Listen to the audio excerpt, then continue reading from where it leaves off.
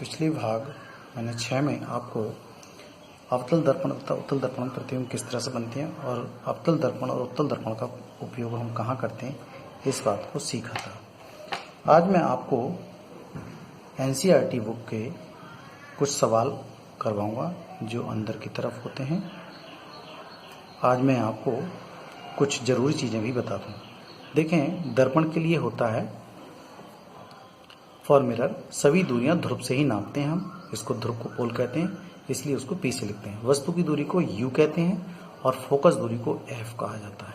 और प्रतिबिंब की दूरी V, जहां प्रतिबिंब बनता है पोल से प्रतिबिंब की दूरी को V, पोल से ही वक्रता त्रिज्या को वक्रता केंद्र जो होता है वहां तक की दूरी को R कहा जाता है। और जहां पर फोकस बनता है पोल से अर्थात ध्रुव से उस फोकस दूरी को F कहा जाता है। जहां पर वस्तु रखी जाती है P से उस बिंदु के अर्थात ध्रुव की वस्तु की दूरी, ध्रुव से वस्तु की दूरी U कहा जाता है। ये चारों बातें आपको पता रहना चाहिए, पता हो गई होंगी शायद। अब मैं अवतल दर्पण में बिल्कुल भी घबराने की जरूरत नहीं है। अवतल दर्पण में हो चाहे उत्तल दर्पण में, किसी भी दर्पण में हम देख करके या न्यूमेरिकल पढ़ करके उसको घबराएंगे नहीं। कैसे? देखो, U का मान माइनस है, V का मान माइनस है जबकि वो वास्तविक प्रतिबिंब बनता है। V का मान प्लस में जब वो आभासी प्रतिबिंब बनता है, वर्चुअल इमेज बनती है उसमें। F का मान हम बदलेंगे नहीं, बिल्कुल यही ऋणात्मक लेंगे यदि वो अवतल दर्पण है, बिल्कुल नहीं बदलना है। R का मान माइनस में ही लेंगे, वो भी नहीं बदलना है। बदलना है तो सिर्फ ये दोनों इमेज बदल सकती है, एक ये और ये आपस में ही इमेज की दूरी बदल सकती है। कब बदल सकती है? यदि वास्तविक प्रतिबिंब बनता है तो आपको नेगेटिव लेना ही लेना है और आभासी प्रतिबिंब बनता है तो आपको पॉजिटिव लेना है। देखिए, यहाँ मैंने थोड़ा चित्र भी यहाँ बनाया है, इसको भी अभी समझाता हूँ मैं। U का मान माइनस ही लेंगे, चाहे वो अवतल दर्पण हो चाहे उत्तल दर्पण हो, कुछ भी हो, इसमें नहीं बदलना है, ठीक है। इससे V का मान प्लस का आभासी लेंगे, यहाँ पर ये वर्चुअल इमेज कहलाएगी और ये भी नहीं बदलेगी, ये उत्तल दर्पण में बदलती ही नहीं है। F का मान प्लस ही लेंगे, ये भी नहीं बदलेगा और R का मान प्लस ही लेंगे, इसमें ये भी नहीं बदलेगा। इसमें कोई भी चीज़ बदलने वाली नहीं है। सिर्फ अवतल दर्पण में ही बदलने वाली सिर्फ दो ही कंडीशन इसमें ऐसी हैं जहां पर वास्तविक प्रतिबिंब बने और आभासी प्रतिबिंब। तो ये शब्दों के ऊपर डिपेंड करना आपको कैसा कैसा लग रहा है। और इसके बाद मैंने इसमें 3 सूत्र भी लिखे हैं यहाँ पर कि 1/F बराबर 1/V प्लस 1/U। एक दोनों दर्पणों के लिए यही सूत्र है। F बराबर R/2, ये फोकस दूरी और वक्रता त्रिज्या के बीच में संबंध होता है, ये भी दोनों दर्पणों के लिए ही है। और M बराबर H' बराबर -B/U, ये हमारा हो गया आवर्धन, जिसको रेखीय आवर्धन कहा जाता है कि जो वस्तु की जो लंबाई होती है अर्थात ऊंचाई और प्रतिबिंब की ऊंचाई अर्थात लंबाई, उन दोनों में एक रेशियो होता है। जैसे ये बताऊं मैं आपको, देखिए ये है वस्तु का प्रतिबिंब और ये है वस्तु, तो दोनों में इसमें और इसमें एक अनुपात है कि वस्तु का प्रतिबिंब की लंबाई और ये कितनी ऊंची है, इन दोनों के अनुपात को ही हम रेखीय आवर्धन कहा जाता है। और देखिए, सभी दूरियां P बिंदु से नापते हैं। तो देखो, ये तो है इसका P बिंदु, ये है कार्तीय तल। P बिंदु इसका ये है जहां पर हमारा कार्तीय तल में ये ओरिजिन कहलाएगा, ये ठीक है। और ये मूल बिंदु जिसको यहाँ बोलते हैं। अब ये यहाँ आ गया, ये अवतल दर्पण को बता दिया मैंने। इस साइड में जितनी दूरियां सब नेगेटिव नापी गई हैं और उस साइड की दूरियां जितनी हैं वो सब पॉजिटिव नापी गई हैं, ठीक है। और ऊपर की दूरियां भी कैसी हैं? पॉजिटिव, और नीचे की नेगेटिव। तो इसी बात को लेकर के हम यहाँ भी समझ सकते हैं कि देखिए, यहाँ पर हम मान ले रहे हैं इस तरह से, ये देखें, ये इस तरह से मान ले रहे हैं और ये इस तरह से, ठीक है। नहीं, ये Y अक्ष हो गई, ये X अक्ष हो गई, ये इस तरह से। तो P से जितनी दूरियां ये वाली वो सब की सब कैसी हैं? निगेटिव है, ये वाली। तो ये P बिंदु है। P बिंदु से देखें फोकस तक की, तो फोकस बिंदु ये है हमारे पास, फोकस तक की दूरी कैसी होगी? ऋणात्मक। P बिंदु से जो प्रतिबिंब बना है उसकी दूरी भी कैसी होगी? ऋणात्मक। देखो मेरा हाथ चल रहा है इधर की तरफ, ठीक है, ये V कहलाएगा। देखो, ध्रुव से प्रतिबिंब की दूरी को हम B कहते हैं, ठीक। ध्रुव से वस्तु ये है हमारे पास, वस्तु की दूरी को, ये वाली वस्तु की दूरी है, तो ये क्या कहलाएगी? U। मैंने अभी पहले से लिख रखा है, ये यू कहलाएगा। और वो भी कैसा आएगा, यू। सबकी सब दूरियां ऋणात्मक हैं, ध्यान देंगे। अब देखें, ये वक्रता केंद्र है हमारा सी, जिसकी वजह से ये गोला बना है। अब देखें, ये ध्रुव है और ध्रुव से ये वाली दूरी कैसी है, ये भी ऋणात्मक है। ठीक है, इसको बोलते हैं हम आर। ध्यान आ गया होगा सब आपको, पिछले टर्न पर मैंने सही ढंग से बता दी भी है, इसको बता हो चुकी चर्चा इस पर। अब आगे आते हैं हम इसमें उत्तल दर्पण में। उत्तल दर्पण में ये ध्रुव है हमारा, और ध्रुव से ये वाली जो दूरी है, देखो इसको भी हम बांट लेते हैं इस तरह से। देखो, ये हो गया हमारे पास वाई अक्ष और ये हो गई हमारे पास एक्स अक्ष, और ये क्या है, मूल बिंदु, जैसे ये है। तो इधर की दूरियां सारी कैसी हैं, पॉजिटिव होंगी, ये सब धनात्मक होंगी, और इधर की दूरियां कैसी होंगी, सब ऋणात्मक। इसलिए u का मान p से इस साइड की तरफ कैसा है, ये ऋणात्मक लिया गया। ये यहाँ से वस्तु, ये वस्तु है, ये वस्तु की दूरी है। ठीक है, ये वस्तु की दूरी कैसी है, ऋणात्मक है। और यहाँ से ध्रुव से ये हमारा कैसा है, प्रतिबिंब, इस वस्तु का प्रतिबिंब है, कैसा है ये, वो धनात्मक। ये कैसी दूरी है, ये वाली, ये हमारा है एफ बिंदु। तो ध्रुव से फोकस तक की जो दूरी है वो कैसी है, धनात्मक, अर्थात एफ, छोटा वाला एफ। और यहाँ से ध्रुव से वक्रता केंद्र तक की दूरी कैसी है, ये भी धनात्मक है। इस तरह से हम समझ गए हैं कि ए साइड की दूरियां धनात्मक ली जाएंगी और उत्तल दर्पण में ये दूरियां कभी नहीं बदली जाएंगी। जो दे रखा है, यू का मान ऐसा है, यू का मान ऋणात्मक है, वी का मान प्लस का है, एफ का मान प्लस का है, आर का मान प्लस का, ये नहीं बदलते हैं, ध्यान रखेंगे। और रीजन उसका मैंने आपको बता दिया नहीं बदलने का। इसका रीजन ना बदलने का ये है, केवल एक ही कंडीशन में बदला जाता है यहाँ का प्रतिबिंब, यदि वस्तु को ध्रुव और पी के बीच में रखा जाता तो उसका एक आभासी प्रतिबिंब बनता है इस तरह से, तभी वहां पर वी का मान, यहाँ से देखो ध्रुव से लेके यहाँ तक की दूरी फिर कैसी हो गई, यही प्लस में हो गई। ठीक है, ये इमेज बनी है इसकी, यही प्लस में हो जाती है, देखो इस साइड में बन रहा है ये, ठीक है ना, ये इस साइड में बन रहा है, मूल बिंदु से इधर, ओरिजिन से इधर, इसलिए वहां पर आभासी प्रतिबिंब बनता है। और इसलिए हम इसको आभासी प्रतिबिंब के लिए कैसा चिन्ह इस्तेमाल करेंगे, प्लस का। मैं अब आपको इसके क्वेश्चन करवा रहा हूँ। क्वेश्चन किस तरह से होंगे, ध्यान देंगे। देखिए, क्वेश्चन आपको बता करते हैं। एनसीईआरटी की जो बुक है हमारे पास, ये वाली, इसमें पहला क्वेश्चन है, प्रश्न संख्या है ये 185। 185 पृष्ठ पे पहला प्रश्न है। क्या है पहला प्रश्न, अवतल दर्पण के मुख्य फोकस की परिभाषा लिखिए। देखिए, अवतल दर्पण के मुख्य फोकस की परिभाषा कुछ इस तरह से हम बनाएं, सब लोग जान रहे हैं। देखिए, ये हो गया आपका अवतल दर्पण, और इसमें ये हो गई आपकी मुख्य अक्ष। मुख्य अक्ष के समांतर आने वाली प्रकाश किरणें परावर्तन के पश्चात जिस बिंदु से होकर के जाती हैं वह इसका फोकस कहलाता है। इधर से भी डाल सकते हैं हम, देखो ये, तो ये हो गई आपका, यही मुख्य अक्ष हो गया। और भी किरणें डाल सकते हैं इस तरह से, समांतर होनी चाहिए वो किरणें, कैसी होनी चाहिए, समांतर। और भी डालें इस तरह से, ये हमारा फोकस कहलाएगा। ठीक है, इस तरह से किरणें आ रही हैं ये, और ये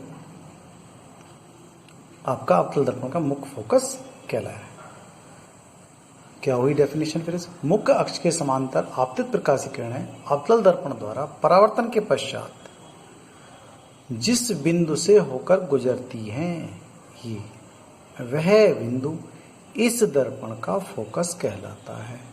ठीक है, या इसको मुख्य फोकस ही हम कह सकते हैं।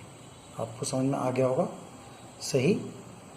ठीक है, अब अगला क्वेश्चन करते हैं। क्वेश्चन नंबर 2 है, देखें, एक गोलीय, थोड़ा सा आगे करें हम आपको, एक गोलीय दर्पण की वक्रता त्रिज्या 20 सेमी है, इसकी फोकस दूरी क्या होगी। दूसरा क्वेश्चन है ये,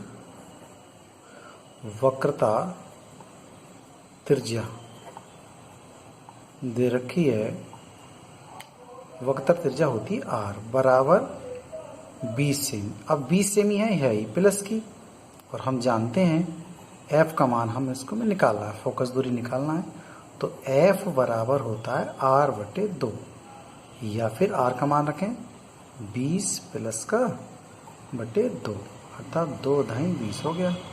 तो 10 हमारे पास फोकस दूरी मिल जाती है, प्लस की 10। अर्थात जब प्लस की फोकस दूरी 10 तो इसका मतलब है ये है कौन सा, उत्तल दर्पण। ठीक है, अगर दर्पण भी पूछता है तो बता सकते हैं हम कौन सा है, ये उत्तल दर्पण होगा।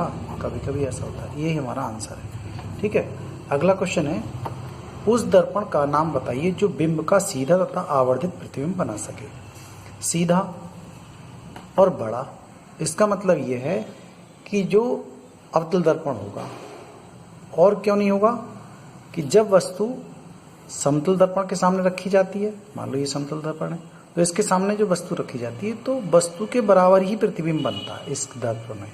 हम अपना चेहरा देखते हैं सूर्य को, तो देखते हैं जितना हमारा चेहरा है उतना ही चेहरा इसके अंदर उतना ही बड़ा बनता, तो आवर्तित तो हुआ नहीं, तो ये बात तो हो गई इसकी कैंसिल।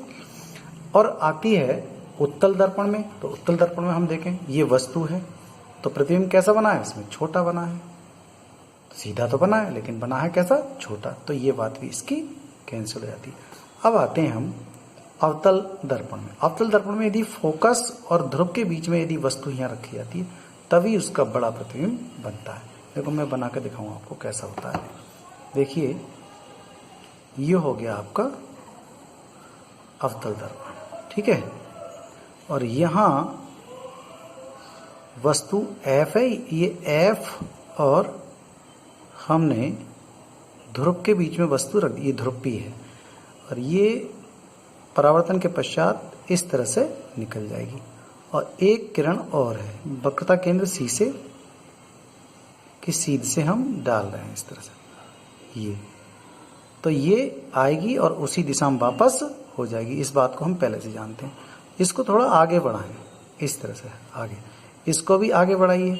तो जब आगे बढ़ेंगे तो यहाँ पर जहाँ कटान बिंदु है वहीं इसका प्रतिबिंब बनेगा। वस्तु छोटी है, देखो उसका प्रतिबिंब कैसा बना है, बड़ा आवर्तित बना है। इसका मतलब है ये जो दर्पण कहलाएगा, ये क्वेश्चन नंबर 3 है, उस दर्पण का नाम कौन सा हो गया, अवतल दर्पण।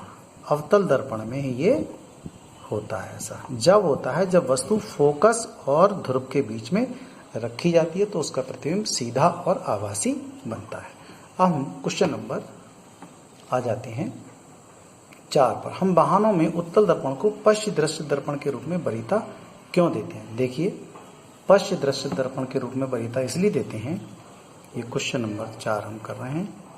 देखिए ये जो समतल दर्पण है वो तो उतने ही जितनी सामने वस्तुएं होती हैं उतना ही प्रतिबिंब वो बनाता है। और अवतल दर्पण में हम देख लिया कि सभी के सभी प्रतिबिंब कैसे बनते हैं। इधर की तरफ देखें, मैंने बताई थी 5 कंडीशन कि सभी के सभी उल्टे प्रतिबिंब बनते हैं, और केवल एक ही कंडीशन में प्रतिबिंब सीधा बनता है, वो ही बड़ा बनता है, लेकिन बहुत करीब आकर के बनता है, दर्पण के बहुत करीब पहुंचती है वस्तु, तभी वहां पर सीधा प्रतिबिंब बनता है। तो ये वाली बात भी इसकी कैंसिल है, ठीक है। तो उसने कहा कि उस दर्पण का उत्तल दर्पण को पश्च दृश्य के रूप में क्यों लेते हैं, वरीयता क्यों लेते हैं, मतलब हम पहले नंबर पर इसको ही क्यों लेते हैं, इसलिए लेते हैं क्योंकि जो उत्तल दर्पण होता है इस तरह से, ये उत्तल दर्पण होता है, तो ये बहुत बड़े क्षेत्र को, बहुत बड़ा क्षेत्र होता है ये, तो बहुत बड़े क्षेत्र को दृष्टि क्षेत्र बड़ा होने के कारण इसमें छोटे छोटे जितनी वस्तुएं हैं सभी के प्रतिबिंब यहाँ पर बन जाते हैं। थोड़ा उदाहरण मैं बता दूं आपको। देखो ये, अब इसको दर्पण ना लेकर के हम एक गाड़ी का रूप ले रहे हैं। मान लिया ये एक गाड़ी है, बस है, मान लो ये ट्रक है, कुछ भी हो सकता है। तो इस तरह से लगे होते हैं, यहाँ ड्राइवर बैठा होता, तो इसमें ड्राइवर जो है इस पूरे क्षेत्र की जो वस्तुएं हैं, ट्रक है, बस है इत्यादि को अपने आप यहाँ देख लेता है, ठीक है।